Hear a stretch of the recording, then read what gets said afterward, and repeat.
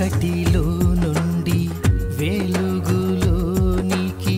నడిపించే సత్య జీవ మార్గం, ఇది సత్య జీవ మార్గం, సత్య జీవ మార్గం, ఇది సత్య జీవ మార్గం. మార్గం సత్యం జీవం, మార్గం సత్యం జీవం. Praise the Lord. ప్రభువైన యేసుక్రీస్తు ప్రశస్తమైన నామంలో మీ అందరికీ నా హృదయపూర్వక వందనాలు.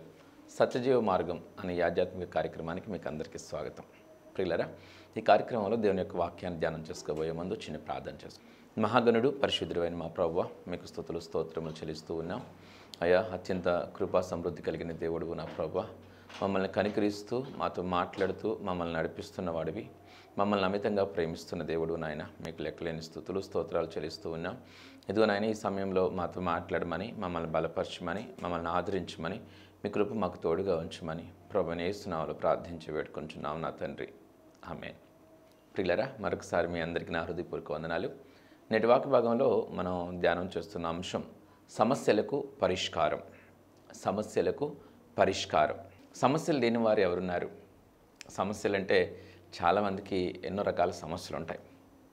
ఆర్థికపరమైన సమస్యలు, ఆరోగ్య సమస్యలు, అలాగే కలహాలు. ఆర్థికపరమైన సమస్యలు, ఆరోగ్య సమస్యలు, కలహాలు, ఎన్ని రకాల సమస్యలు మనిషికి ఉన్నా కూడా ఆ సమస్యల్ని ఈ యొక్క కేటగిరీస్లో మనం పెట్టచ్చు. ఆరోగ్యపరమైన సమస్యలు, ఎలాంటి ఆరోగ్యపరమైన సమస్య అయినా సరే దాన్ని ఈ యొక్క ఆరోగ్యపరమైన సమస్యల కింద మనం దాన్ని చూడవచ్చు. అలాగే ఆర్థికపరమైన సమస్యలు, ఉద్యోగ సంబంధిత సమస్యలైన, ఉద్యోగం లేకపోయినా, వ్యాపారం సరిగ్గా సాగిపోతున్నా, వ్యాపారంలో నష్టాలైనా, అలాగే కుటుంబం గడవకపోతున్నా, సరిగ్గా కుటుంబం పోషణకి సరైన ఆదాయం లేకుండా ఉన్న అప్పులైనా, ఇవన్నీ కూడా ఆర్థికపరమైన సమస్యలు. అలాగే కలహాలు. కలహాలంటే కుటుంబ సమస్యలు వస్తాయి, అలాగే బంధువులతో, ఇరుగు పొరుగు వారితో, ఆఫీసెస్లో, మన గ్రామాల్లో, అన్ని రకాలుగా ఏ కలహమైనా ఈ కలహాలకి ఎందుకు వస్తుంది? ఎలాంటి సమస్య అయినా, కుటుంబ సమస్యలు అంటే కుటుంబంలో ఐక్యత లేకే కదండి. కుటుంబంలో ఒకరంటే ఒకరికి పడక, ఒకరి మాటను ఒకరు తప్పుగా ఎంచడం, ఒకరితో ఒకరు వాదించడం, ఇవన్నీ కూడా కలహాల కిందకే వస్తాయి.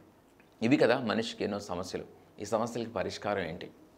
ఈ సమస్యలు ఎలా పరిష్కరింపబడతాయి అని మనం ఆలోచన చేస్తే దేవుని యొక్క లేఖనాల్లో నుంచి చాలా చక్కటి పరిష్కారం మనకి కనిపిస్తూ ఉంటుంది. ప్రియులారా, మనం ఖచ్చితంగా వాటికి పరిష్కారం దేవుని నుంచి తీసుకోవడం చాలా ఉన్నతంగాను, చాలా మేలుకరంగాను ఉంటుంది. ఈ లోకంలో రెండు రకాల జ్ఞానాలు మనకు కనిపిస్తూ ఉంటాయి. ఒకటి లోక జ్ఞానం, రెండొకటి దైవిక జ్ఞానం. మొదటిది ఏంటి? లోక జ్ఞానం. రెండోది దైవిక జ్ఞానం. లోక జ్ఞానంతో చాలామంది ఆలోచించే వాళ్ళు ఉంటారు. దేవుని తెలుసుకున్న నువ్వు నేను మనం ఏ జ్ఞానంతో ఆలోచించాలంటే దైవిక జ్ఞానంతో ఆలోచించాలి. సమస్యలకి సరైన పరిష్కారం దేవుని యొక్క వాక్యం మనకు చూపిస్తుంది. దేవుని యొక్క మాటలు సమస్యలకి సరైన పరిష్కారాన్ని చూపిస్తున్నాయి. జాగ్రత్తగా దేవుని మీద ఆధారపడి మంచి హృదయంతో, నెమ్మది కలిగిన హృదయంతో ఈ మాటలని మనం విన్నట్లయితే దేవుడు మనతో మాట్లాడతారు. దేవుడు మనకి చక్కటి మార్గాన్ని ప్రబోధించడానికి అవకాశం ఉంటుంది. కాబట్టి అనాలోచనగా కాక మీ యొక్క మనస్సును కేంద్రీకృతం చేసి ఈ మాటల్ని వినాల్సిందిగా నేను మనవి చేస్తూ ఉన్నాను. ఫిలిప్పీలకు రాసిన పత్రిక 4వ అధ్యాయం 6వ వచనం. దేనిని గూర్చియు చింతపడకుడి గాని ప్రతి విషయములోనూ ప్రార్థన విజ్ఞాపనముల చేత కృతజ్ఞతాపూర్వకముగా మీ విన్నపములు దేవునికి తెలియచేయడి. అప్పుడు సమస్త జ్ఞానమునకు మించిన దేవుని సమాధానం యేసుక్రీస్తు వలన మీ హృదయములకును మీ తలంపులకును కావలియుండును. మొదటిగా ప్రార్థన చేయాలి. సమస్యలకు పరిష్కారం. సమస్యలకు పరిష్కారం మనకు కావాలంటే ప్రార్థన చేయాలి. ప్రార్థన చేయాలి. దేనిని గూర్చియో చింతపడకుడు కానీ, దేనిని గూర్చియో చింతపడకుడు కానీ. ఎన్నో సమస్యలు ఉంటాయి. చింతపడొద్దంటే ఎవరికి చింత రాకుండా ఉంటుంది? సో మనకి సమస్యలు మనల్ని ఇక్కిరిబిక్కిరి చేస్తూ ఉంటాయి. కొన్ని సమస్యలు మనల్ని గలిబిలి చేసి మనసుకి నెమ్మది లేకుండా చేస్తాయి. శరీరంలో అనారోగ్యం ఉంటే నెమ్మదిగా ఉండగలమా? చింతపడుకోకుండా ఉండగలమా? అలాగే లేకపోతే ఇంట్లో భార్యాభర్తల మధ్య సఖ్యత లేకపోతే, అత్తాకోడల మధ్య చీటికి మాటికి గొడవలు అవుతూ ఉంటే, చూడండి ఏ కుటుంబంలోనైనా భార్యాభర్తల మధ్య సఖ్యత లేకపోతే వారు మాత్రమే గలిబిలికి లోనవడం కాదు, తల్లిదండ్రులు, వారి బిడ్డలు, బంధువులు చాలా గలిబిలికి లోనవుతూ ఉంటారు. వారు కూడా చాలా సతమతం అయిపోతూ ఉంటారు.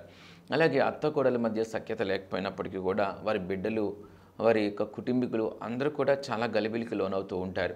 ఏ సమస్యలు ఇంట్లో ఉన్నా కూడా ఏ ఒక్కరు కూడా నెమ్మది లేని స్థితి. ఒక్కరికి బాగోపోతే, ఇంట్లో ఒక్కరికి బాగోపోతే, భార్యకి బాగోపోతే, భర్తకు బాగోపోతే, ఒక కొడుక్కో, ఒక కూతురుకో, ఒక తల్లికో, ఒక తండ్రికో అనారోగ్యం వస్తే ఆ అనారోగ్యము, ఆ వ్యక్తికి వచ్చిన అనారోగ్యం ఆ కుటుంబం అంతటికీ కూడా నెమ్మది లేకుండా ఆ కుటుంబం అంతటిని కూడా భేదిస్తూ ఉంటుంది. ఈ సమస్యలతో సతమతం అయిపోతూ ఉంటాం. ప్రియులరా, దేవుడు శక్తివంతుడు, ఆయన ఖచ్చితంగా పరిష్కారం చూపించగలిగిన వాడు, ఆయన ఖచ్చితంగా వాటిని సాల్వ్ చేయగలిగిన దేవుడు. కాబట్టి మనం దేవుని యొక్క వాక్యాన్ని పరిపూర్ణంగా నమ్మొచ్చు. దేవుని మాటలు ఏం చెప్తున్నాయి అంటే, చింతపడద్దు, దేని గురించి చింతపడద్దు, ప్రార్థన చేయండి. మీ ప్రతి విజ్ఞాపన కూడా, మీ ప్రతి విన్నపం కూడా దేవునికి తెలియచేయండి అని దేవుని యొక్క వాక్యం చెప్తుంది. సో దేవునికి తెలియచేసినప్పటికీ, దేవునికి తెలియచేయకోకుండా ఉన్నప్పటికీ ఏంటి వ్యత్యాసం అంటే, మనం ప్రార్థన చేసుకోకపోతే కొన్నిసార్లు సమస్యలతో సతమతం అయిపోతున్నప్పుడు సమస్యలు మరి మూకుమ్ముడిగా ఒక్కసారిగా ఆ కుటుంబం మీదో ఆ వ్యక్తి మీదో దాడి చేస్తే ఆ సమస్యలతో సతమతం అయిపోతూ ప్రార్థన కూడా మర్చిపోయిన స్థితి కొంతమందిలో కనిపిస్తూ ఉంటుంది. మరి వారు క్రమముగా చేసుకునే ప్రార్థన కూడా వారు మర్చిపోయి ఆ సమస్యలతో ఇక్కిరిబిక్కిరైపోతూ మరి చాలా బాధపడుతూ, చాలా టెన్షన్తో, చాలా చింతతో, చాలా అనారోగ్యంతో బాధపడుతూ ఉంటారు. ప్రియులారా, మీరు చాలా పొరపాటు చేస్తున్నారు. మీ సమస్యలకు పరిష్కారం ప్రార్థన చూపించగలదు. మీ సమస్యలకు పరిష్కారం చూపించగలిగిన ప్రార్థనను మీరు మర్చిపోతే ఎలా? చింతపడుకోకుండా ప్రార్థన చేయడం వలన మనకి మేలు ఏంటంటే, ప్రార్థన చేయకోకుండా నువ్వు చింతపడుతూ కూర్చుంటే నీవు పడే చింత నీకు పరిష్కారం కనిపించుకోకుండా నీ నేత్రాలకి, నీ హృదయానికి అంధత్వాన్ని కలిగిస్తాయి. నువ్వు చింతలో, వేదనలో, బాధలో ఉన్నప్పుడు నీకు సరైన పరిష్కారం నీ కనులకి కనిపించదు, నీ హృదయానికి తట్టదు, నీకు పరిష్కారం లేనట్లుగా ఉంటుంది. అలాగే దేవుని యొక్క సహాయం లేకోకుండా నీవు తీసుకునే నిర్ణయాలు, నీవు మాట్లాడే మాటలు, నువ్వు వేసే అడుగులు నిన్ను మరింతగా ఊబిలో కూరుస్తూ ఉంటాయి. ఎలా? ఒక ఊబిలో పడిపోయిన వ్యక్తి తనంతట తాను బయటికి రావాలంటే ఆ ఊబిలో మరింత కూరుకుపోతూ ఉన్నట్లుగా కొన్నిసార్లు సమస్యలకి మనము మాట్లాడే మాటలు, మనం తీసుకునే నిర్ణయాలు ఆ ఊబిలో మరింత కూరుకుపోయినట్లు మాదిరే మన సమస్యల్లో ఇంకా జటిలమైపోయినట్లుగా చేస్తాయి. అలా కాక ఊబిలో పడిపోయిన ఒక వ్యక్తిని, గట్టు మీద ఉన్న ఒక వ్యక్తి చెయ్యందించి పైకి లాగితే అతను కొంచెం సులువుగా బయటికి రాగలుగుతాడు. అలాగే దేవుని యొక్క సహాయాన్ని మనం కోరుకున్నా కూడా దేవుని సహాయం మనల్ని బయటికి తీసుకొని వస్తుంది, ఆ సమస్యల్లో నుంచి బయటికి తీసుకొని వస్తుంది. అది సమస్యలు కొంతమందికి ఎందుకు జటిలమవుతాయి, సమస్యలు కొంతమందిని ఎందుకు నశింప చేస్తున్నాయి, సమస్యలు కొంతమందిని ఎందుకు చాలా ఇబ్బందికరంగా మరింత నాశనం చేస్తున్నాయి, మరింత ఇబ్బంది పెడుతున్నాయి అని ఆలోచన చేస్తే 2 కారణాలు మనకు కనిపిస్తాయి. సమస్యలను నిర్లక్ష్యం చేయడం ఒకటి. రెండోది, సమస్యలకు స్పందించాల్సిన రీతిలో స్పందించక తప్పుడు రీతిలో స్పందించడం. అర్థమైందండి? సమస్యలు ఉన్నాయి, ఇంట్లో సమస్యలు ఉన్నాయి, లేకపోతే ఆర్థికపరమైన సమస్యలు ఉన్నాయి, ఆరోగ్యపరమైన సమస్యలు ఉన్నాయి, ఇంట్లో గొడవలు అవుతున్నాయి, ఇంట్లో ఇబ్బందులు అవుతున్నాయి. ఒకటి, సమస్యను నిర్లక్ష్యం చేయటం వలన. రెండోది, సమస్యకు సరిగా సరైన రీతిలో స్పందించుకోకుండా తప్పుడు ఆలోచన విధానాలతో స్పందించడం ద్వారా సమస్య మరింత జటిలమవుద్ది. భార్యాభర్తల మధ్య గొడవ కానీ, అత్తాకోడల మధ్య గొడవ కానీ, ఇరుగు పొరుగు వారి మధ్య గొడవ కానీ, మీకు మీ ఇంటి ప్రక్కన వారికి మధ్య గొడవ కానీ, మీకు మీ బంధువులకి మధ్య గొడవ కానీ, లేకపోతే మీ ఆర్థిక సమస్య కానీ, ఏదైనా అది సరిగా స్పందించకుండా తప్పుడు రీతిలో స్పందించడం వలన, కొంతమంది మేము జ్ఞానులం అని అనుకుంటారు, మేము తెలివైన వారం, మాకు తెలుసు, ఏది ఎలా చేయాలో మాకు తెలుసు అని వారి సొంత జ్ఞానాన్ని వాడి వారు సరిగా స్పందించుకోకుండా తప్పుడు రీతిలో దానికి రెస్పాండ్ అయ్యి తప్పుడు రీతిలో స్పందించి ఆ సమస్యను మరింత జటిలం చేసుకుంటారు, ఆ గొడవల్ని ఇంకా పెద్దవి చేసుకుంటారు. పూర్తిగా తెగిపోయేటట్లుగా దాన్ని చేసుకుంటారు. కాబట్టి సరిగా స్పందించకపోవటము, నిర్లక్ష్యంగా ఉండటం తప్పే. స్పందించాలి. ఎలా స్పందించాలంటే ప్రార్థన చేయాలి. బాగా ప్రార్థన చేసినప్పుడు దేవుని యొక్క సమాధానం మనకు వస్తుంది. దేవుని యొక్క సమాధానం మనకు వచ్చినప్పుడు ఆ సమాధానం మన హృదయానికి, మన తలంపులకి కావలి ఉంటుంది. మన హృదయానికి, మన తలంపులకి ఆ సమాధానం కావలి ఉన్నప్పుడు దేవుడు నడిపించినట్లుగా మనం నడవడానికి అవకాశం ఉంటుంది. కాబట్టి ప్రార్థన చేయాలండి. సమస్యలకి పరిష్కారం కావాలంటే ప్రార్థన బాగా చేయాలి.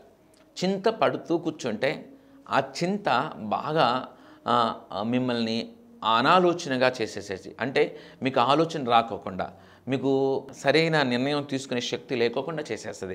అందుకని చింత పడొద్దని దేవుని యొక్క వాక్యం చెప్తుంది. చింత ఉంది, భయం ఉంది, బాధ ఉంది.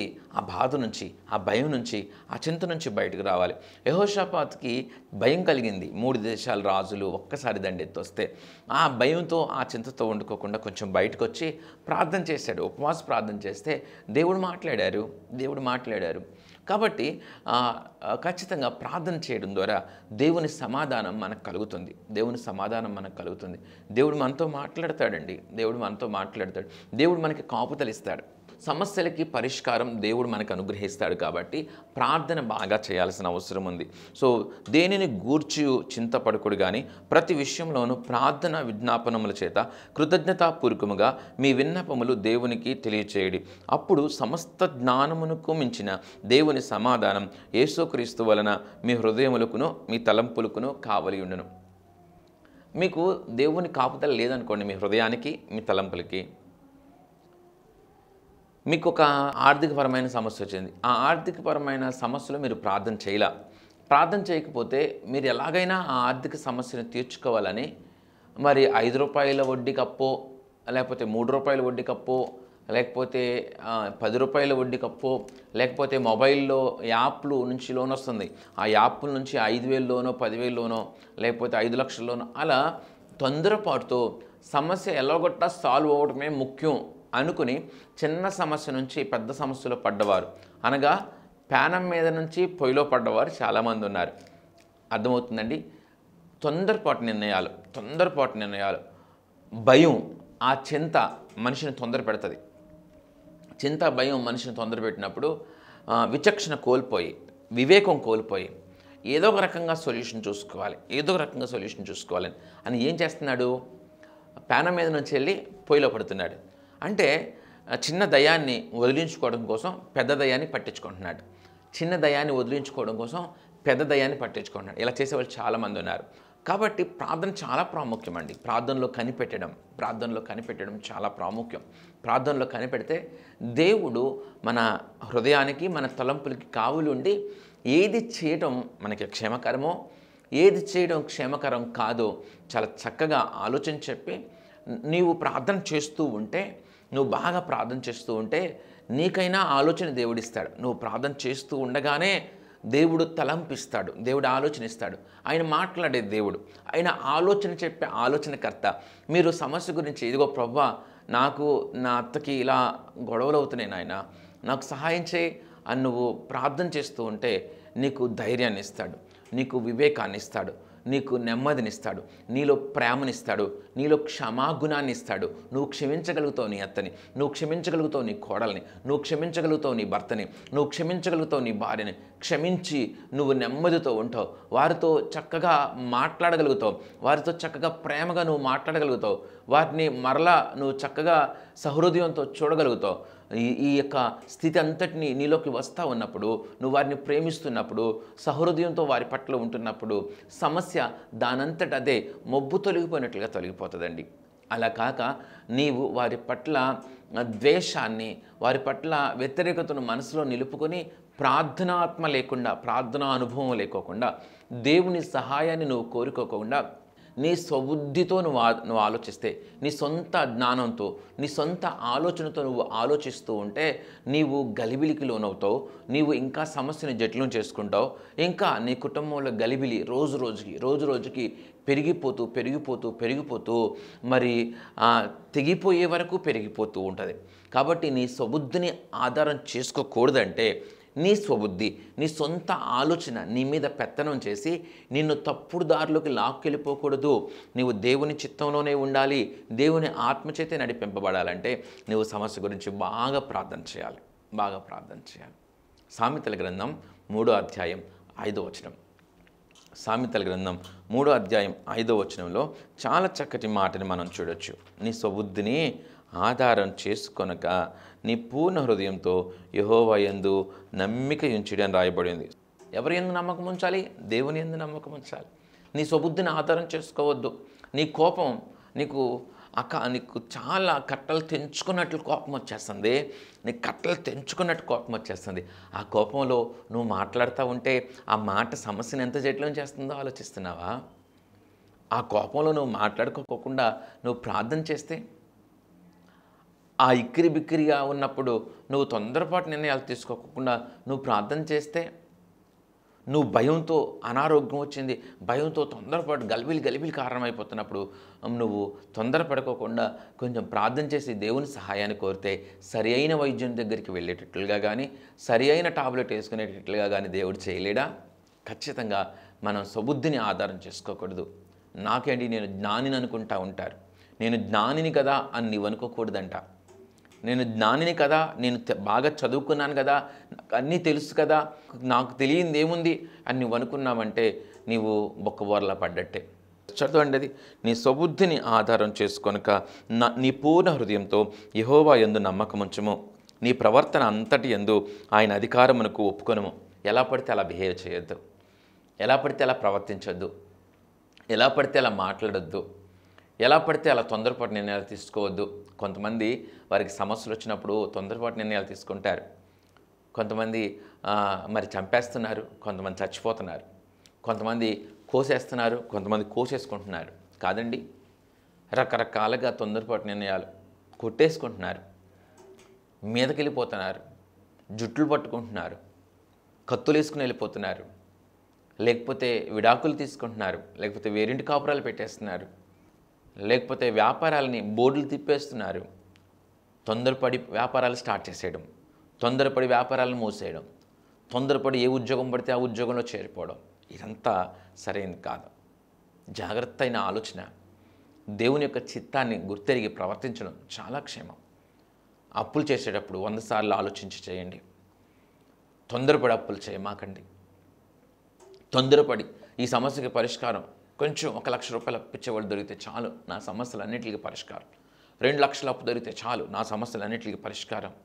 5 లక్షలు అప్పిస్తే చాలు, నా సమస్యలు కానీ పరిష్కారం. ప్రియులరా, 5 లక్షలు అప్పు వస్తే చాలు నా సమస్యలన్నీ పరిష్కరింపబడతాయని చూసి చూసి చూసి ఎలాగొట్ట 5 లక్షల అప్పు దొరికించుని అంతకుముందు కంటే ఇంకా ఎక్కువ సమస్యల్ని ఫేస్ చేసిన వారు ఎంతోమంది ఉన్నారు. అంతకుముందు అనుకున్నారు వాళ్ళు 5 లక్షలు అప్పిచ్చేవాడు దొరికితే చాలు అన్ని సమస్యలు పరిష్కరింపబడతాయి అనుకున్నారు. ఆ 5 లక్షల అప్పు దొరికింది చేసిన తర్వాత ఆ సమస్యలన్నీ రెట్టింపైపోయి ఆ 5 లక్షలకి వడ్డీ కట్టలేక చాలా యాతన పడిపోయిన వారు ఉన్నారు. తొందరపడి అప్పులు చేయొద్దు, తొందరపడి నిర్ణయాలు తీసుకోవద్దు, తొందరపడి మాట్లాడొద్దు. ఇంట్లో ఒక మాట మాట్లాడటం అంటే ఎంత జాగ్రత్త కలిగి మాట్లాడాలి. ఒక భర్తతో మాకు మాట మాట్లాడేయడం అంటే, భార్యను ఒక మాట అనేయడం అంటే, అత్తతో ఒక మాట అనేయడం అంటే, కోడలను ఒక మాట అనేయడం అంటే ఎంత జాగ్రత్తగా ఆలోచించాలి. నీ స్వబుద్ధిని ఆధారం చేసుకొనక నీ పూర్ణ హృదయంతో యెహోవా యందు నమ్మకముంచుము. నీ ప్రవర్తన అంతటి యందు ఆయన అధికారమునకు ఒప్పుకొనుము. అప్పుడు ఆయన నీ త్రోవలను సరళం చేయను. మన త్రోవలను దేవుడు సరళం చేస్తాడు. నేను జ్ఞానిని కదా అని అనుకొనవద్దు. యెహోవా యందు భయభక్తులు కలిగి చెడుతనం విడిచిపెట్టుము. నేను జ్ఞానిని కదా, నాకు అన్నీ తెలుసు కదా, నేను చదువుకున్నాను కదా, నేను చదువుకోలేదా ఏంటి, నేను చదువుకున్నాను, నేను జ్ఞానిని అనుకోవద్దు. ప్రార్థన చేస్తే దేవుడు సమాధానం ఇస్తాడు. ఆ సమాధానం మీ హృదయాలకు మీ తలంపులకు కావలి ఉంటుంది. చూడండి, ప్రార్థన చేయకపోతే కోసేసుకోవడమో, వేసేయడమో, లేకపోతే ఊరేసేసుకోవడమో, చంపేయడమో, లేకపోతే చచ్చిపోవడమో, లేకపోతే రకరకాలుగా మాటలు నోటికి ఎంత వస్తే అంత మాట మాట్లాడేయడమో, గొడవ పెట్టేసుకోవడమో, కర్రలేసుకుని వెళ్ళిపోవడమో, కత్తులేసుకుని వెళ్ళిపోవడమో ఏదో ఒకటి జరగచ్చు కదా. నువ్వు ప్రార్థన చేస్తేనంట నీ ఆలోచనలకు నీ హృదయానికి ఆయన ఇచ్చే సమాధానం కావలి ఉంటుంది. సమస్య మరింత జటిలమైపోకుండా, సమస్య మరింత నిన్ను ఇక్కిరిబిక్కిరి చేసేదిగా, ఒక్క సమస్య పరిష్కారానికి 100 సమస్యలను తగిలించుకునే వాళ్ళు ఉన్నారు. ఒక్క సమస్యని పరిష్కరించుకోవడానికి 100 సమస్యలను తగిలించుకునే వాళ్ళు ఉన్నారు. గోటితో పోయేదాన్ని గొడ్డల దాకా తెచ్చుకునేవారు ఉన్నారు. గోటితో పోయేదాన్ని గొడ్డల దాకా తెచ్చుకునేవారు ఉన్నారు. ఇదంతా కూడా సబుద్ధిని ఆధారం చేసుకోవడం ద్వారా, తొందరపడి మాట్లాడటం ద్వారా, తొందరపడి కాలు దువ్వడం వలన, తొందరపడి కర్రలేసుకుని వెళ్ళడం వలన, తొందరపడి ఆళ్ళ దగ్గర ఏళ్ళ దగ్గర తప్పుగా మాట్లాడటం వలన ప్రియులరా, అది తప్పు. మన సమస్యలకి పరిష్కారం దేవుడు చూపించగలడు. ప్రార్థన చేయడం, దేవుని యొక్క వాక్యం మీద ఆధారపడతాం. వాక్యం చదివితే వాక్యం ద్వారా మనకి పరిష్కారం దేవుడు చూపిస్తాడు. వాక్యం ద్వారా దేవుడు మాట్లాడతాడు కదా. నీ వాక్యము నా త్రోవలకు, నా పాదములకు దీపము, నా త్రోవలకు వెలుగు. అబ్బా, నీ వాక్యం నా పాదములకు దీపమును, నా త్రోవకు వెలుగై ఉన్నది. దేవుని యొక్క వాక్యం మన పాదాలకి దీపంగా, మన పాదాలకి దీపంగా, మన త్రోవకు వెలుగుగా ఉంటుంది. నువ్వు వెళ్ళే త్రోవ కరెక్ట్ అయినా కాదా, నీ త్రోవలను సరళం చేసేది దేవుని చిత్తం. దేవుని మీద నువ్వు ఆధారపడితే, దేవుడు చెప్పినట్లుగా నువ్వు నడుచుకుంటే నీ మార్గాలను దేవుడు సరళం చేస్తాడు. అవి సరళంగా ఉంటాయి, అవి సరళంగా ఉంటాయి. అవి రాళ్ళు రప్పులు లేకపోతే వంకర మార్గాలుగా ఉండవు, సరళంగా దేవుడు చేస్తాడు. కాబట్టి తొందరపడి మాట్లాడటం తప్పు, తొందరపడి నిర్ణయాలు తీసుకోవడం తప్పు. దేవుని యందు నిరీక్షణ కలిగి మనం ఉండాలి. యెహోవా కొరకు కనిపెట్టుకొనుడి, యెహోవా కొరకు కనిపెట్టుకొనుడి. ఎంత మేలైన మాట చూడండి. యెహోవా కొరకు కనిపెట్టుకొనుడి, యెహోవా కొరకు కనిపెట్టుకొని ఆయన యందు నిరీక్షణ కలిగి, భయము విడిచి నిబ్బరం కలిగి ఉండాల్సిన అవసరం ఉంది. దేవుడు మన సమస్యలకి పరిష్కారం చూపించగలడు. మాట ప్రవర్తన విషయమై జాగ్రత్త కలిగి ఉండాలి. ప్రార్థన చేయాలి. ప్రార్థన చేసినప్పుడు దేవుని సమాధానం మన హృదయానికి, మన తలంపులకి, మన ఆలోచనలకి, తలంపులంటే మన ఆలోచనలకి కావలి ఉంటుంది. కాబట్టి తప్పుడు తలంపులు, తప్పుడు ఆలోచనలు, తొందరపడి మాట్లాడటం, తొందరపడి కర్రలేసుకెళ్ళటం, తొందరపడి అప్పులు చేసేయడం, తొందరపడి వ్యాపారాలు ప్రారంభించడం, తొందరపడి వ్యాపారాలు క్లోజ్ చేసేయడం, తొందరపడి ఉద్యోగాల్లో చేరిపోవడం, అక్కడ అప్పు చేసి ఇక్కడ అప్పు చేసి లంచాలు కట్టేసి ఉద్యోగాల కోసం తాపత్రయపడిపోయాడు. దేవుడు ఇవ్వలేడా? సరైన మార్గంలో, సన్మార్గంలో దేవుని కోసం కనిపెట్టుకుని ఉండు, దేవుడు మేలు చేస్తాడు. దేవుడు మన సమస్యలకి చక్కటి పరిష్కారం. తొందరపాటు మాటలు మాట్లాడొద్దు, తొందరపడి అడగలేదు. దేవుని ఎడల భయభక్తులు కలిగి ఉండండి, అది జ్ఞానమునకు మూలం. యెహోవా ఎడల భయభక్తులు కలిగి ఉండుట జ్ఞానమునకు మూలం. దేవుని చిత్తాన్ని నెరవేర్చడానికి, దేవుని ధర్మశాస్త్రం ప్రకారం నడుచుకోవడానికి ప్రయత్నం చేద్దాం. మన సమస్యలన్నింటికి పరిష్కారం యేసు, ఆయన్ని వెంబడిద్దాం, దేవుని మీద ఆధారపడదాం. అలాంటి కృప దేవుడు మనందరికీ అనుగ్రహించునుగాక. మహాగణుడు పరిశుద్ధుడైన మా ప్రభువా, మీకు స్తుతులు స్తోత్రములు చెల్లిస్తూ ఉన్నాం. అయా, మా సమస్యలన్నిటికీ పరిష్కారం మీరే నా ప్రభువా. మా సమస్యలన్నిటి నుంచి మమ్మల్ని విడిపించి సరైన సరళమైన మార్గంలో, నెమ్మదికరమైన మార్గంలో మమ్మల్ని నడిపించగలిగిన దేవుడివి. మా యొక్క అసమాధానకరమైన స్థితిని తీసివేసి, నెమ్మది లేని ఆ యొక్క భయంకరమైన గలిబిలికరమైన ఆ స్థితిని అంతటినీ తీసివేసి, సమాధానకరమైన నెమ్మదికరమైన స్థితిని మీరు ఇవ్వగలిగిన దేవుడివి. దేనిని గూర్చి చింతపడకుడి అని నాయన ఆదరిస్తున్న దేవుడు నా ప్రభువా. భయపడకుడి, నిబ్బరము కలిగి ఉండి అని మీరు మాట్లాడుతున్నారు నా ప్రభువా. అయా, నీ స్వబుద్ధిని ఆధారం చేసుకోవద్దు, జ్ఞానిని కదా అని అనుకోవద్దు. నీ ప్రవర్తన అంతటి యందు నా తండ్రి యెహోవా చిత్తానికి లోబడమని చెప్తూ మాట్లాడుతున్నారు నా ప్రభు. మీ చిత్తానికి లోబడేటట్లు మాకు సహాయం దయచేయండి. మా ప్రవర్తన అంతటి యందు నా ప్రభు జాగ్రత్త కలిగి ఉండడానికి సహాయం దయచేయండి నా ప్రభు. మా సొంత ఆలోచనలు, మా స్వబుద్ధి కాక మీ చిత్తాన్ని నెరవేర్చడానికి సహాయం దయచేయండి. సమస్యలు మమ్మల్ని చుట్టుముట్టినప్పుడు, సమస్యలు మా మీద మూకముడి గది అయా మీ జ్ఞానాన్ని పొందుకునే వారిగా ఉండడానికి సహాయం దయచేయమని, ఈ మాటలు విన్న ప్రతి బిడ్డను మీరు దర్శించి దీవించమని, ఆశీర్వదించమని ప్రభువైన యేసు నామములో ప్రార్థించి వేడుకుంటున్నాము నా తండ్రి. ఆమేన్. దేవుడు మనందరినీ దీవించి ఆశీర్వదించును గాక. ఆమేన్. ప్రియులారా, ఈ వర్తమానాలన్నీ జోసెఫ్ సుశీల్ అనే యూట్యూబ్ ఛానల్లో అప్లోడ్ చేయబడుతున్నాయి. కాబట్టి ఖచ్చితంగా యూట్యూబ్ ఛానల్ని సందర్శించండి. యూట్యూబ్ ఛానల్లో జోసెఫ్ సుశీల్ అని మీరు టైప్ చేస్తే ఆ ఛానల్ వస్తుంది. మరి ఇతర వర్తమానాలను కూడా ఖచ్చితంగా వినండి. అలాగే ఈ వర్తమానాలు ప్రవచన్ టెలివిజన్లో ప్రతి ఆదివారం ఉదయం 7:30కి, సాయంత్రం 7:30కి ప్రసారం అవుతూ ఉన్నాయి. ఖచ్చితంగా వాటిని కూడా వీక్షించమని మీకు మనవి చేస్తూ ఉన్నాను. దేవుడి ప్రకటన దీవించును గాక. ఆమేన్. ప్రియమైన సహోదరి సహోదరులారా, మీకు నా హృదయపూర్వక వందనాలు తెలియచేస్తున్నాను. మీ ఆత్మీయ జీవితం ఎలా ఉంది? ఈ జీవన పయనంలో ఎదురయ్యే శోధనలలో విజయం పొందుకుంటున్నారా? మంచిది. మనం శోధనలను సహించి విజయం పొందటం ద్వారా మన పరలోకపు తండ్రి ఎంతో సంతోషిస్తారు. ప్రార్థనకు, వాక్య ధ్యానానికి పాటలతో ప్రభువును స్తుతించడానికి నీవు ఖచ్చితంగా ప్రతిరోజు సమయం కేటాయించాలి. అప్పుడే నీవు లోకంలో ఉంటూనే నిష్కలంకంగా జీవించగలవు. చెట్టు మంచిదైతే విత్తు మంచిదవుతుంది. యథా రాజా తథా ప్రజ. మంచి కాపరిని కలిగిన మందలు ధన్యమైనవి. చిన్న కుటుంబం చింతలు లేని కుటుంబం. పెద్ద సంఘం కావాలి అని కాదు, మంచి సంఘం కావాలి అనుకోవాలి. అట్టహాసాలకి, ఆడంబరాలకి, ఆటపాటలకి ఆకర్షితులు కాక ప్రభువుకు సంపూర్ణ విధేయత చూపిస్తూ మంచి నడవడిక, మంచి సాక్షి జీవితం, మంద పట్ల బాధ్యత కలిగిన కాపరిని ఎంచుకోవాలి. ఆ సంఘంతోనూ ఆ సేవకునితోనూ తద్వారా ప్రభువుతో అంటుకట్టబడి ఉండాలి.